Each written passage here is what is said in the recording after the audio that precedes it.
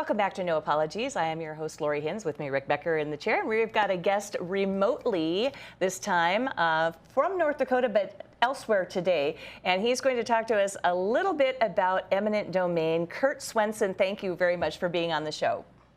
Yeah, Lori, thanks for inviting me on. Appreciate the opportunity to visit. Well, this is an interesting topic to me because you're doing some negotiations right now with a group called Summit Carbon Solutions. And I'd like you to just set the table a little bit so people know what's going on. Yeah, sure.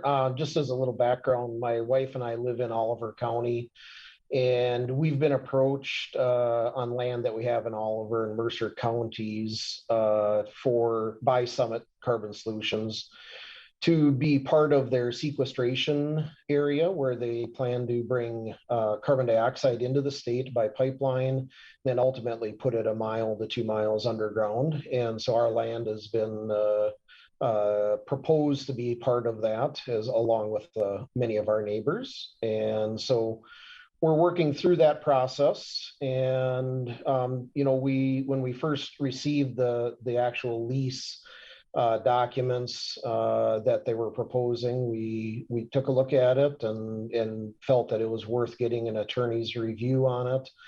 And subsequently, I've had about 3 attorneys review it, and all of them are advising us not to sign what they proposed. And ultimately, we put together a landowner group of several of our neighbors in the counties, and are working with Summit to see if we can't get a lease that has the proper landowner protections and landowner rights, and things that allow us to have continuing use and enjoyment of our property while this project moves forward. We're not opposed to the project by any means. In fact, this could be good for the state in general, and businesses in the state, and our tax base, and corn farmers and ethanol plants and all that. It could be a good project for us, but we want to make sure it's done with respect to landowners' rights. So when this all started, did you just get a notice in the mail or something, or did somebody come and visit you? How did the whole thing start? Yeah, I was actually driving my tractor to a storage area to put my corn planter away last August, and one of our neighbors, who happens to be a land agent for them, tracked me down and visited and said we'd be getting a letter in the mail the next day. And so that was on a Sunday, and on Monday we got a letter in the mail and said that they wanted to lease our land. We reached out right away and asked them to come talk to us and learn more about it on a proactive basis. We hosted a large group of neighbors and invited a Summit representative to come talk to us. And they gave us the very first draft of the lease that they distributed. And that's initially how we learned about it. Interesting stuff. Well, when you get this document, it's got to be a little daunting, and you said you've been with several lawyers. I think that is very prudent too. I'm curious what it has to do with eminent domain.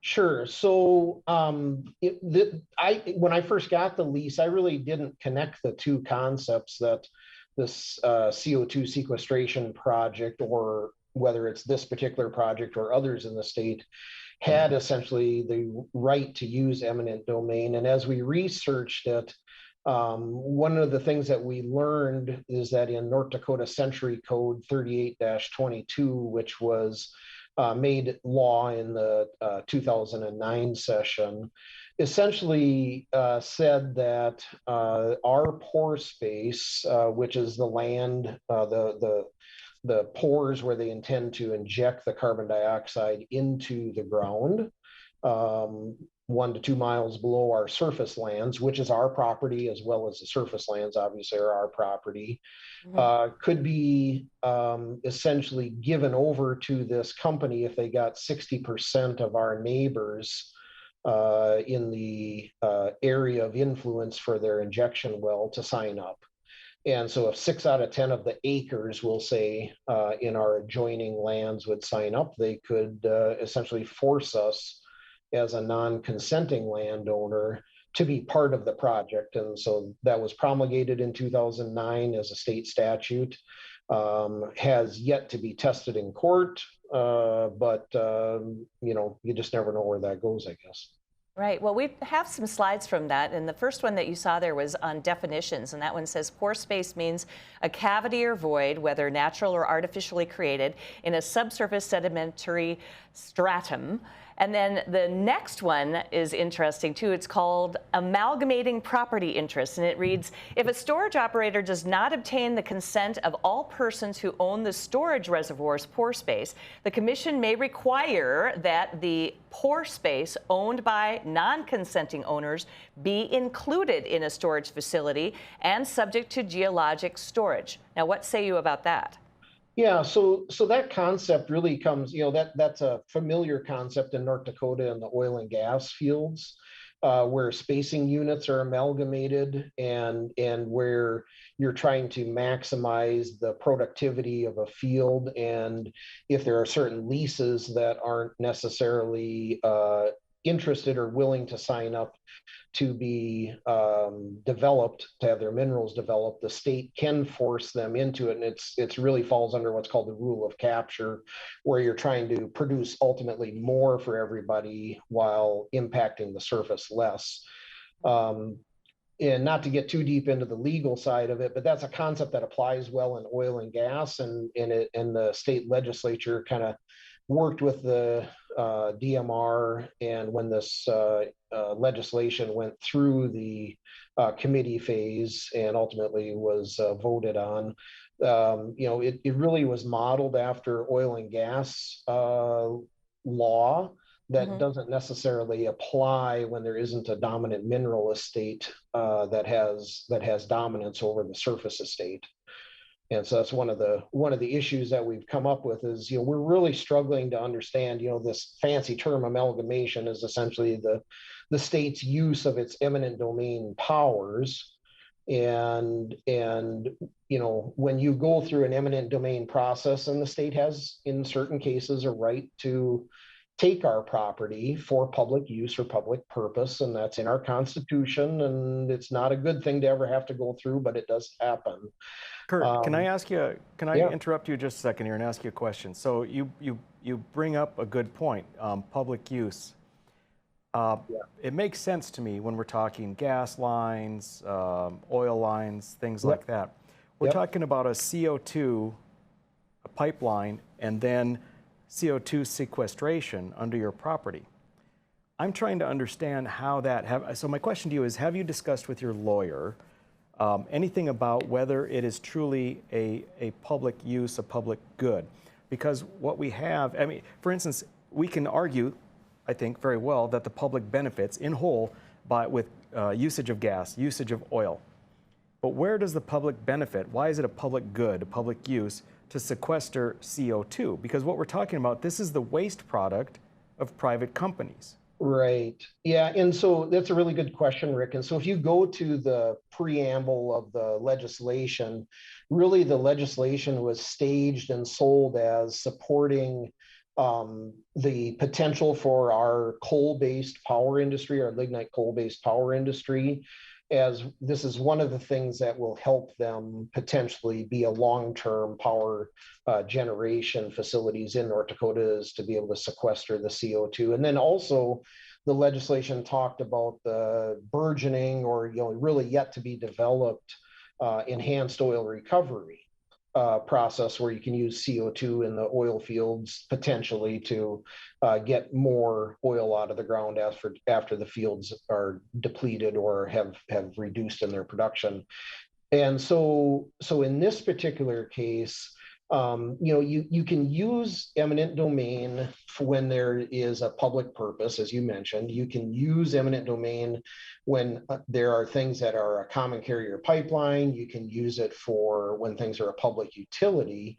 But in this case, when you mentioned the whole, what is the public purpose here, we've struggled with that as well, because, to be using eminent domain in North Dakota, it has to benefit North Dakota, right? It has to benefit the citizens of North Dakota.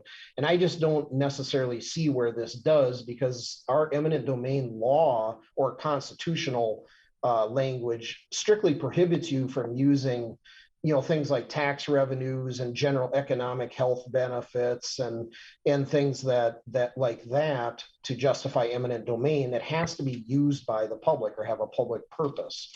And so, we do not know what that is at this point. What I can tell you is I had, this is farm and ranch land, obviously, that this sequestration zone is targeting. And in that process, I reached out to our ag commissioner, Doug Gehring, and had a very nice visit with him, and had never visited with him personally before. And we talked for quite some time. And ultimately, he had his attorney, they have a state's attorney in the Department of Ag, call me.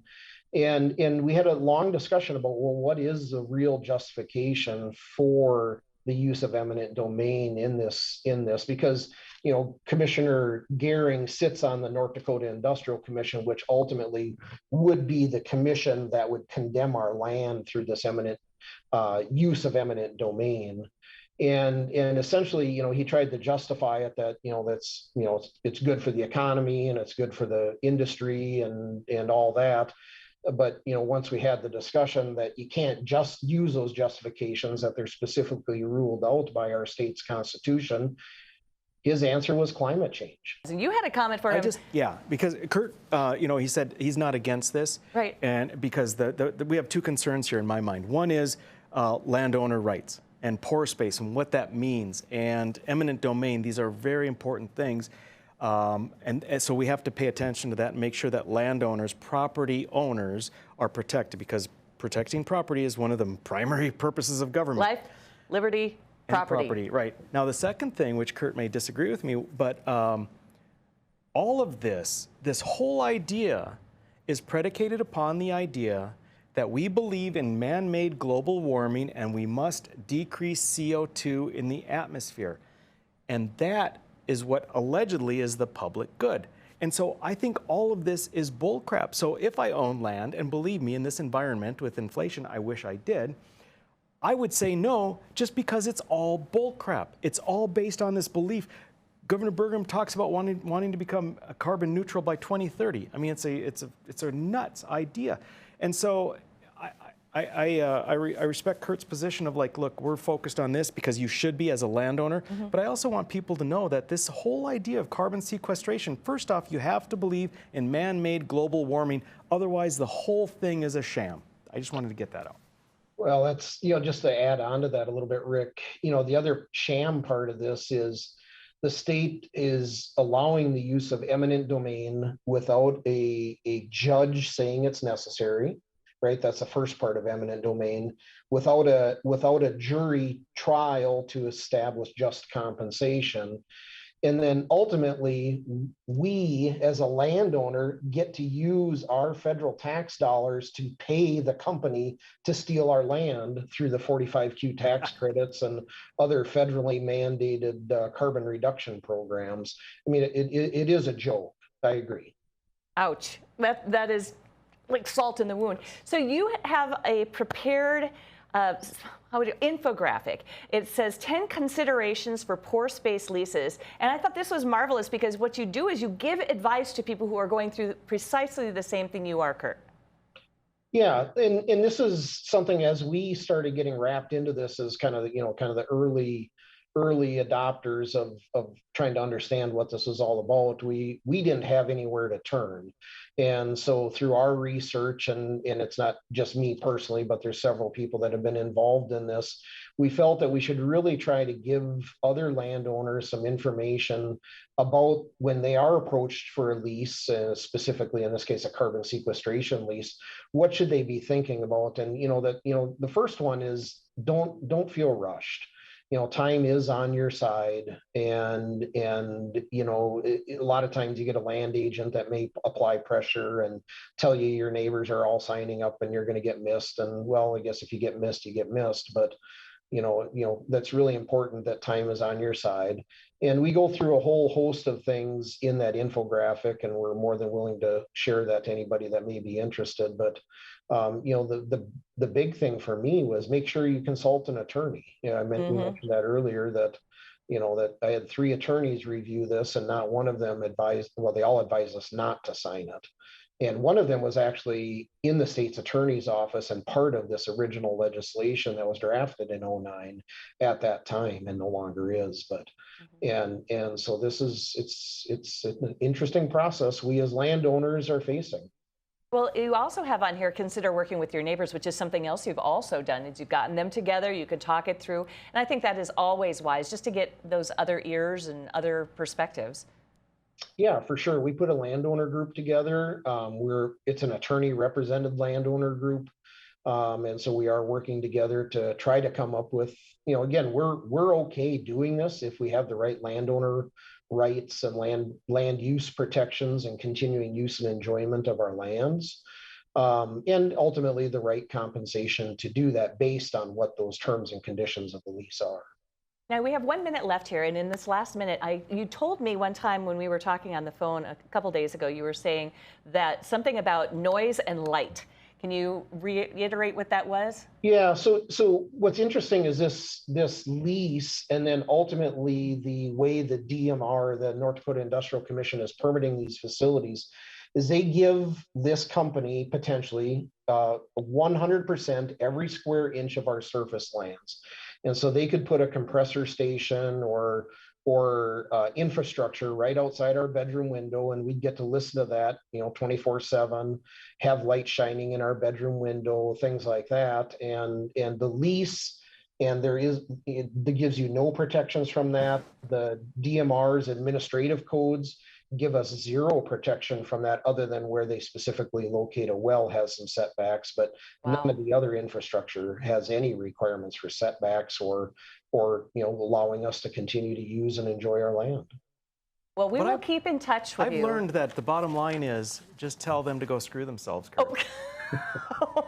Thank you. You're so helpful. So we will keep in touch and find out how things are going, and we'll try to have you back on again. Kurt Swenson, thank you very much for being on the program.